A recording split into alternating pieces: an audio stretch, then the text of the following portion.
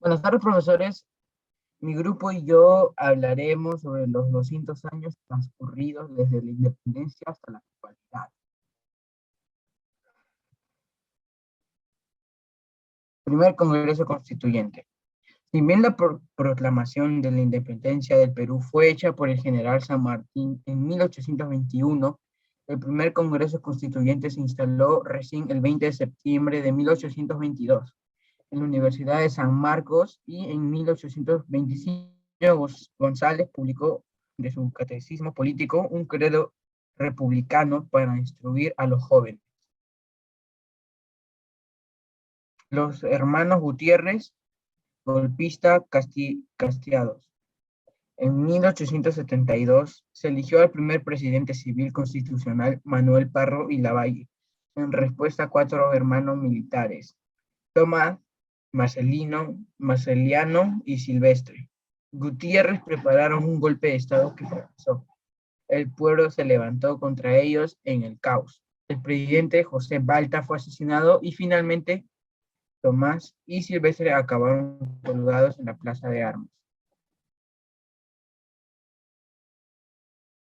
Asesinato del presidente Manuel Pardo.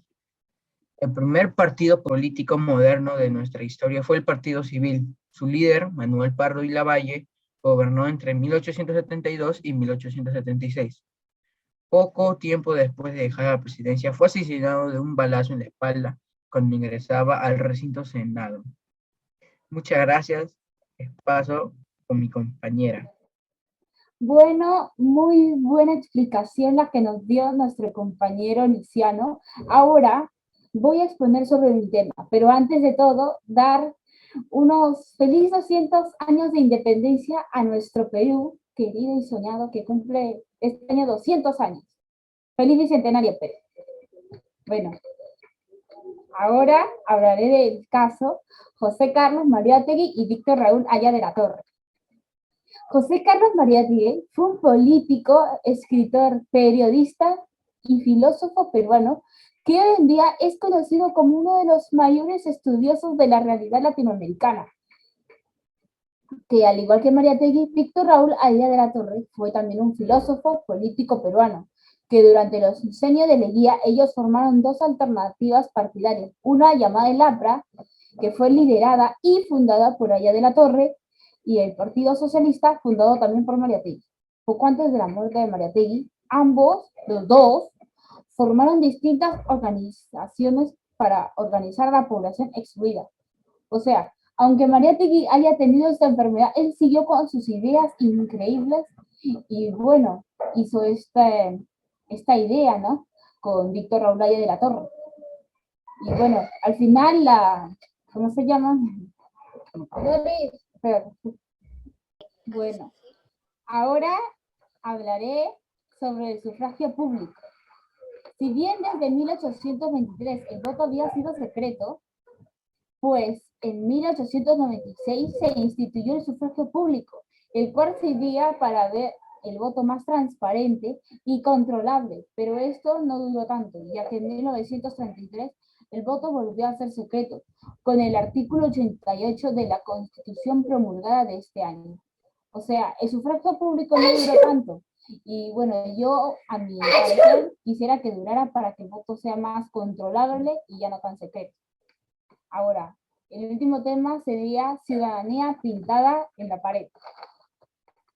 Ya había pasado más de un siglo de historia republicana. La ciudadanía era más un formalismo que una realidad. Hasta la década de 1950, las mujeres no tenían derecho a nada, no tenían derecho al sufragio ni a los alfabetos. Lo peor de todo es que tampoco tenían derecho a votar. O sea, la década de los 50 fue la peor década para una mujer. Hasta el final de la década de los 70, ahí recién pudieron votar. Bueno, ahora les paso con mi compañera Nanza, que nos hablará muy detalladamente de su tema. Gracias. Gracias, Doris. También quería desearles un feliz bicentenario. Espero que lo estén pasando muy bien y les voy a hablar sobre estos temas. Las primeras elecciones del voto femenino. Las mujeres para ese entonces no tenían los mismos derechos que los hombres, ya que desde finales del siglo XIX y al principio del siglo XX, pues las mujeres buscaron el acceso al voto. María Jesús Alvarado, Zoila Aurora Cáceres, Adela Montesinos, Elvira García y García y Miguelina Acosta estuvieron entre sus más insignes promotoras. El derecho recién fue alcanzado en 1956, cuando también se eligieron a las 2 primeras senadoras y 7 diputadas. Fernando Belaúnde Terry, líder del partido Acción Popular, fundado en 1956, sobre la base del Frente Nacional de Juventudes Democráticas.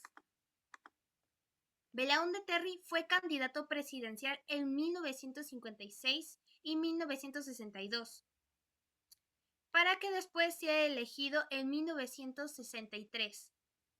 Gobernó hasta 1968, cuando fue destituido por un golpe militar, y lo volvieron a elegir en los años 80. Los militares convocaron a las elecciones que marcaron el regreso de la democracia.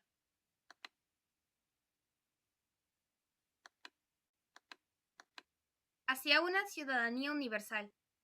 La reforma agraria y narrativa de transformación social y ampliación de la ciudadanía de la dictadura militar del general Juan Velasco Alvarado contribuyó a una amplia movilización social que reivindicó al campesino, al idioma quechua y a la figura de Túpac Amaru II como un potente articulador de identidad nacional.